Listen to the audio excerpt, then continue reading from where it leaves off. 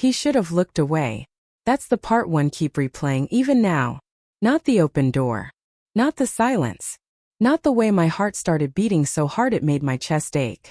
It's the fact that he stayed there, still as a shadow, with that unreadable look in his eyes like he just walked into the middle of a confession. Then he blinked. Just once. And somehow that tiny movement snapped the whole room back into focus. The lamp hummed in the corner. Rain tapped softly against the window. My sweater was still crumpled near my feet, one sleeve turned inside out. Everything looked painfully ordinary for a moment that felt anything but. "Sorry," he said finally, but his voice came out low, rough, almost strained. It didn't sound like an apology. I turned then, slowly, because facing him through the mirror had somehow become worse than facing him at all. My hand caught the edge of the dresser behind me, steadying myself. He was still in the hallway, still not stepping in, still not leaving. Dark t-shirt, damp hair, one shoulder against the frame like he needed it to hold himself there. He'd always had that effect on a room. Not loud, not arrogant, just present. The kind of man who made silence feel deliberate.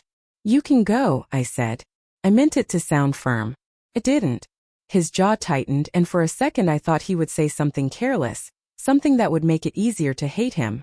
But he just nodded once and lowered his eyes to the floor, like he was forcing himself to be decent a second too late.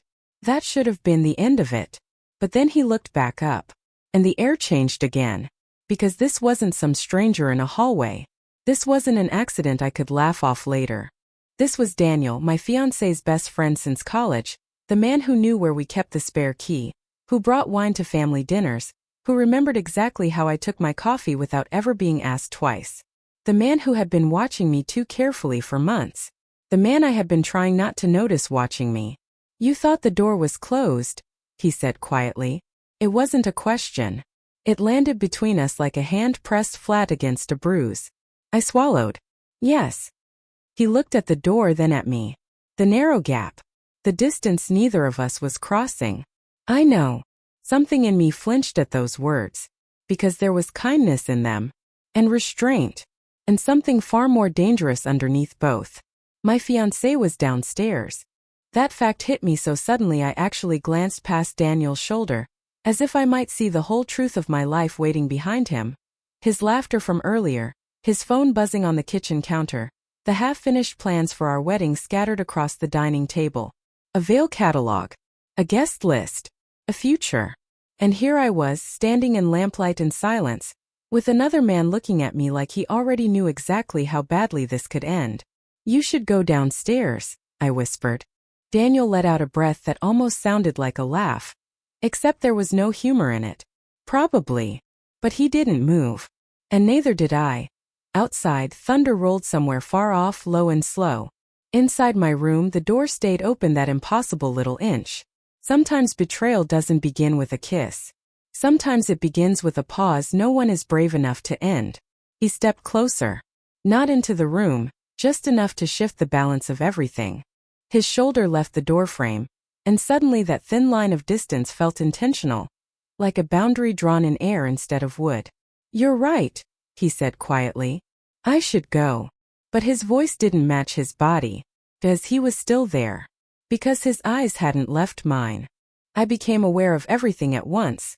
The cool air against my skin, the faint scent of his cologne drifting in from the hallway, the way my fingers curled slightly against the edge of the dresser like I needed something solid to hold onto. "Then go," I said softer this time. A challenge. Or maybe a plea. He exhaled slowly, his gaze dropping for just a second. Not to the floor this time but lower. Not in a way that felt crude, just human. Too human. That's when my breath caught. Not because of what he saw, but because I didn't move to stop him. That realization hit deeper than anything else. It wasn't about him standing there anymore. It was about me standing here. Letting it happen. "I didn't mean to," he started, then stopped himself like he knew that sentence didn't belong in this moment. "No," I said quickly. "You didn't." The honesty of it hung between us. Rain hit the window harder now. A steady rhythm filling the silence we weren't breaking. Somewhere downstairs I could hear faint movement. My fiancé shifting something in the kitchen. A cabinet closing, the distant clink of glass. Real life. So close. Too close. Daniel heard it too. I saw it in the way his jaw tightened, the way his shoulders straightened slightly, like he was remembering exactly where we were. And who we were supposed to be. That should have been enough. It almost was. He took a step back. Just one. And for a split second, relief flooded my chest so fast it made me dizzy. But then, "Why didn't you close it?" he asked. The question was quiet, careful, but it landed hard. I blinked. "What?" "The door," he said, nodding slightly behind him. "You noticed." My throat went dry. Of course I had. That moment in the mirror, the instant I saw him, everything in me had registered it. The space, the risk, the way the world had tilted just enough to give me a choice. And I hadn't taken it. "I don't know," I said, but the words felt thin the second they left me. He watched me for a long second, like he was waiting to see if I'd say something real instead. I didn't. But my body betrayed me anyway. Because I shifted. Just slightly. Not toward him exactly, but not away either. And that was enough. His breath changed. I saw it in his chest, the subtle rise and fall that suddenly felt too heavy, too deliberate. "Don't," I whispered.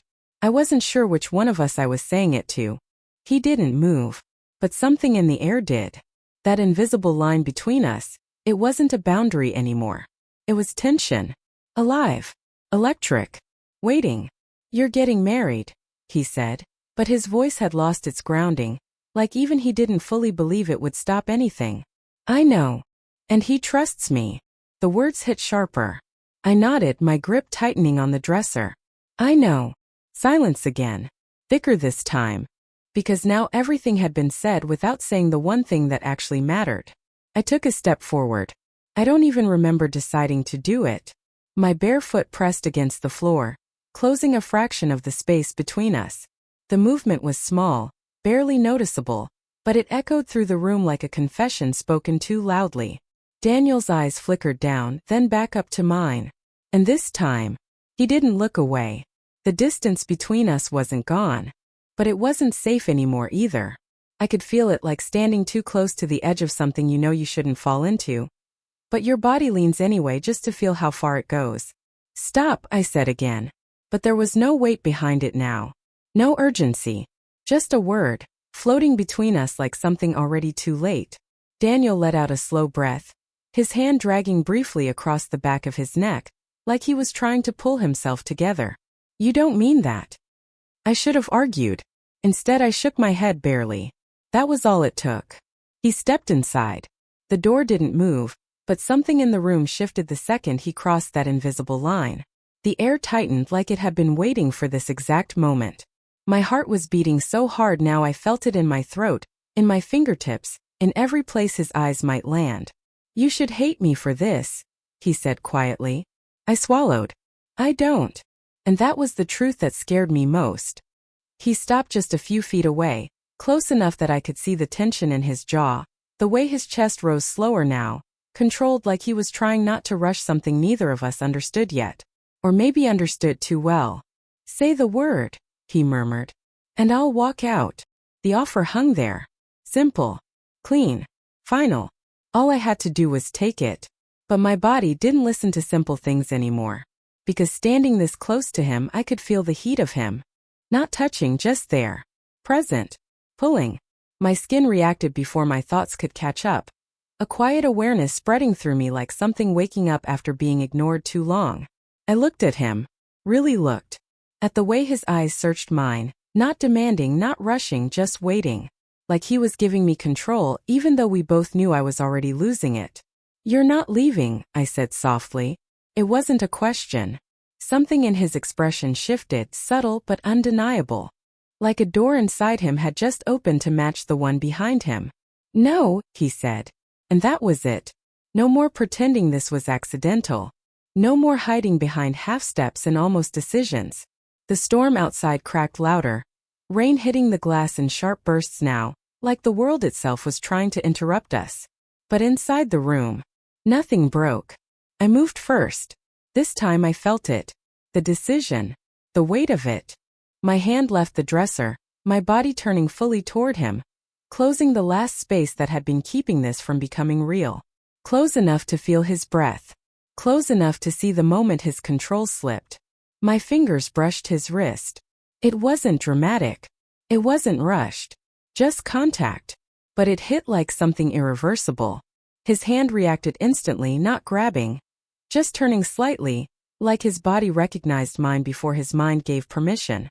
The warmth of his skin against my fingertips sent something sharp and electric up my arm, and I inhaled too quickly, my chest rising against the fragile space between us.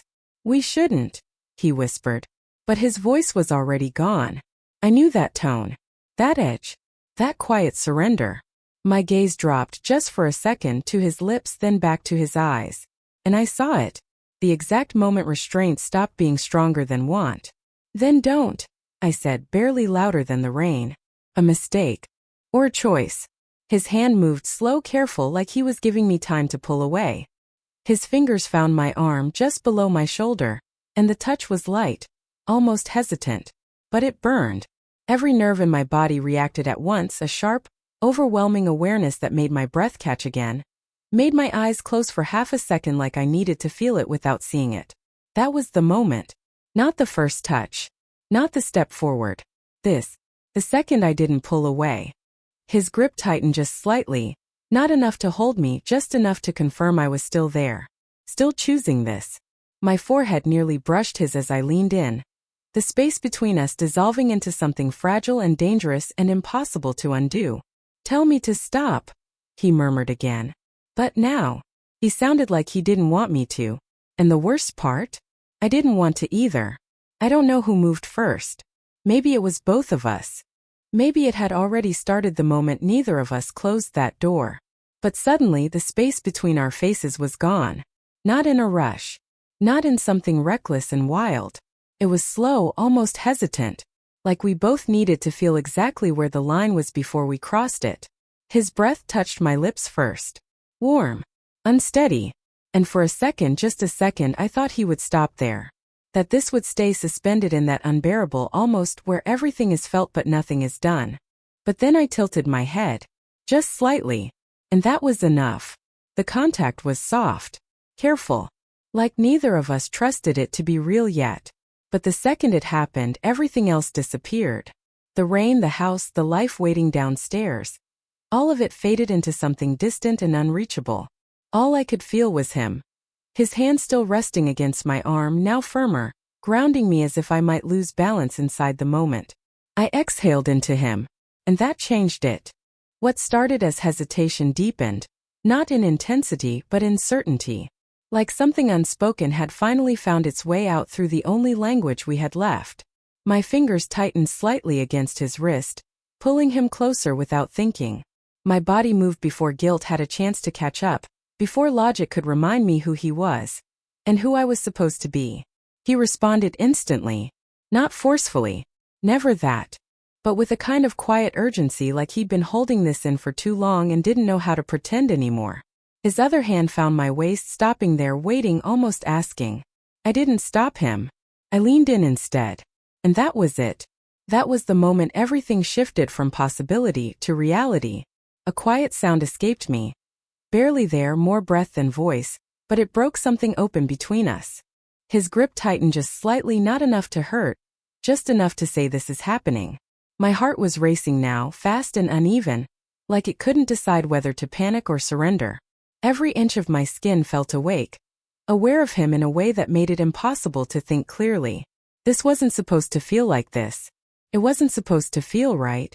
That's what terrified me most. Because there was no confusion in my body. No hesitation in the way I leaned into him. In the way my hands stopped resisting and started holding on. Somewhere downstairs a floorboard creaked. And we both froze. Not pulling away, just stopping. Breath against breath. Foreheads almost touching again. Reality rushed back in all at once. My fiancé. The house. The life we had built. Daniel's chest rose sharply, like he just remembered how to breathe. His hand on my waist loosened slightly but didn't disappear. Neither of us stepped back. We just hovered there. Caught. Between what had just happened. And what it meant. "This is wrong," I whispered. But my voice didn't carry conviction. It carried fear. And something else. Something deeper. His eyes searched mine again, more intense now, like the moment had stripped something away from both of us. "Yeah," he said quietly. But he didn't move. And neither did I. Because the truth was, we had already crossed the line. And neither of us wanted to go back. We didn't pull apart right away. That was the part that stayed with me, the stillness after. The way we both just stood there, barely inches apart, like if we moved too quickly, everything would shatter too loudly to ignore. His hand was still on my waist. Mine still curled lightly against his wrist. And neither of us had the courage to be the first to let go. I could hear everything now. The rain. The hum of the lamp. The faint clink of something downstairs. Glass against marble, maybe. A reminder that the world hadn't stopped. Even if mine had just tilted beyond recognition. Daniel exhaled slowly, his forehead brushing mine for the briefest second. That tiny contact sent a quiet tremor through me. "We can't do that again," he said. But his voice sounded like it didn't belong to him. Like it had arrived too late. I nodded. A small automatic movement. "Yeah," I whispered. But neither of us moved. Instead, my fingers shifted barely against his skin. Not holding tighter. Just staying. A quiet, unconscious refusal to break whatever this had become.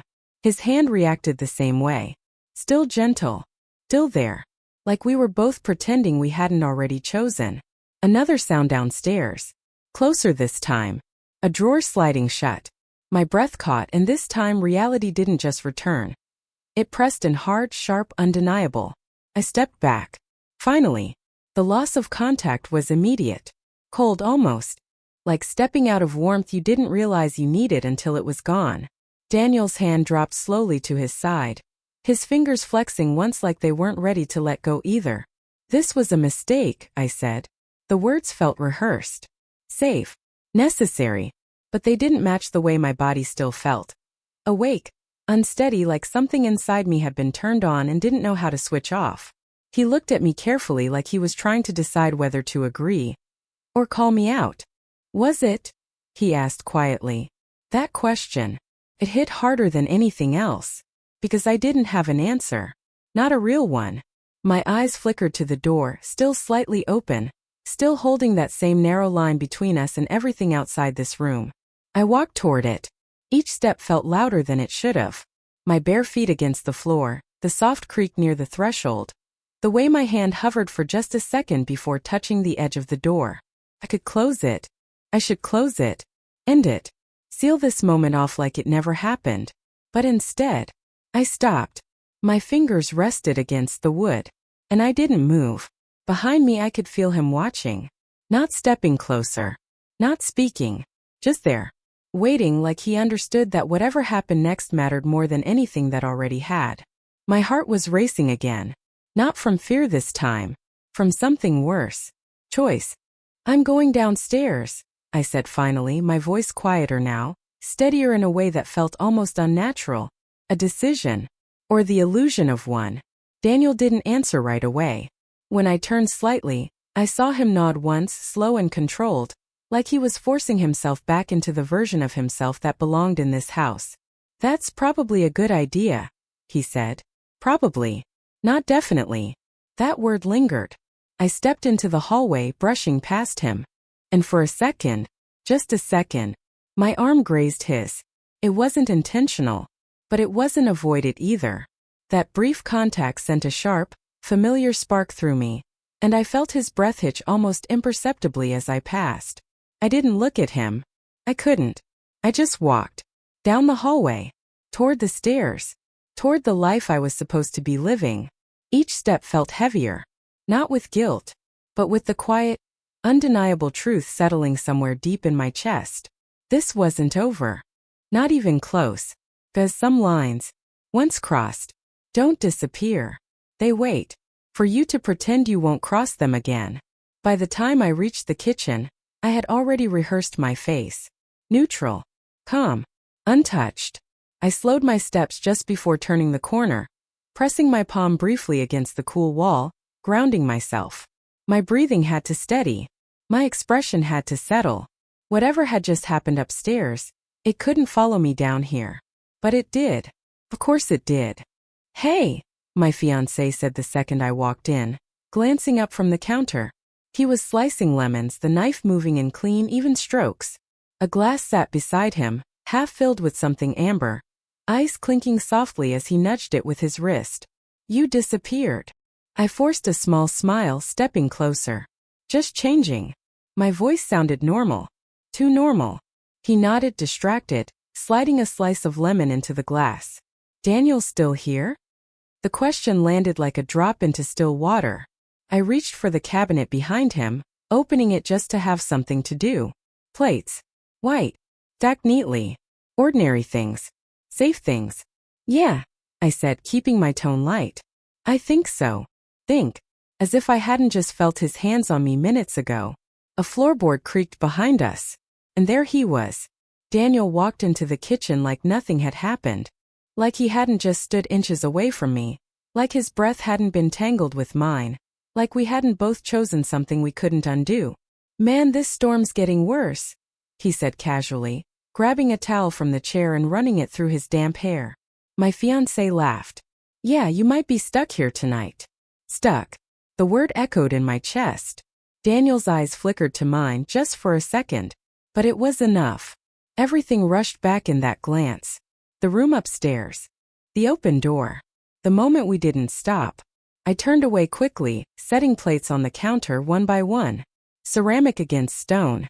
A small, controlled rhythm to keep my hands from shaking. Dinner's almost ready, my fiancé said, completely unaware, completely at ease. Can you grab the salad from the fridge? Sure. I moved too fast. The fridge door opened, cold air hitting my face, but it didn't help. My reflection stared back at me faintly from the stainless steel. Eyes too bright, lips slightly parted, like I'd just run up a flight of stairs instead of walking down one. Behind me I could hear them talking. Normal conversation. Sports. Work. Something about a trip next month. I grabbed the bowl, closing the door a little harder than necessary. The sound cut through the room for a second. Everything okay? My fiancé asked. I turned back, forcing a small laugh. Yeah, just slippery. He smiled, accepting it instantly. That's what broke something in me. Not suspicion. Not tension. Trust. Easy. Unquestioning. Given so freely it felt like something I didn't deserve to hold. We sat down at the table. 3 plates. 3 glasses. The soft glow of the overhead light casting everything in warm, comfortable tones. Outside, rain hit the windows in steady waves. The storm pressing against the house like it wanted in. Daniel sat across from me. Of course he did. I kept my eyes on my plate at first, focusing on small things. The edge of the fork, the texture of the napkin in my lap, the way my fingers curled slightly around the glass when I took a sip. But awareness doesn't disappear just because you avoid it. I could feel him. Not touching. Not speaking. Just there. Every time my fiancé looked down at his phone or reached for something, the air shifted slightly. Subtle. Almost unnoticeable. But I noticed. And then, my foot brushed against something under the table. I froze. It wasn't an accident. Not completely. It lingered for half a second too long. My breath caught, sharp and quiet, and I kept my face perfectly still, my fork paused halfway to my lips. Across from me, Daniel didn't react. Not outwardly. But his hand tightened slightly around his glass.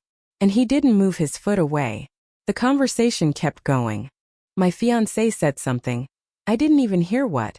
But I nodded at the right moment, forcing a response that sounded just convincing enough. Meanwhile, under the table, that single point of contact burned. Small. Hidden. But louder than anything else in the room. I should have pulled away. I didn't. Neither did he.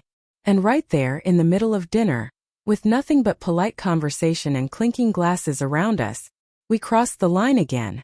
Without anyone noticing. Except us. Dinner ended like every other dinner. Plates stacked. Glasses half empty. My fiancé stretching his arms above his head. Yawning like the night had been simple, predictable, safe. I'm gonna take a quick shower, he said, pressing a light kiss to my temple as he passed behind my chair. Long day. I nodded, forcing a soft smile. Yeah, go ahead. His footsteps faded down the hallway. Then the bathroom door closed. Then the sound of water. And just like that, the house changed. Silence settled in again, but it wasn't the same as before. This silence knew something. It carried it. Held it between the walls like a secret that had already chosen its side. I stood by the sink, rinsing a plate that didn't need rinsing, my hands moving automatically under the warm water. Behind me, Daniel didn't move right away. I could feel him there, though. The weight of his presence. The same pull from upstairs, only stronger now, because we both knew exactly what it felt like. "You're really good at pretending," he said finally. His voice was low, careful. I turned off the water, set the plate down. "I'm not pretending," I replied, but the words felt thin the moment they left me. A pause. Then, "You didn't move your foot." That hit. Not loud, but deep. I turned slowly, drying my hands on a towel just to give myself something to hold on to. He was leaning lightly against the counter now, closer than before, but still not touching. Still waiting. "I should've," I said. "But you didn't." No judgment in his voice. That made it worse.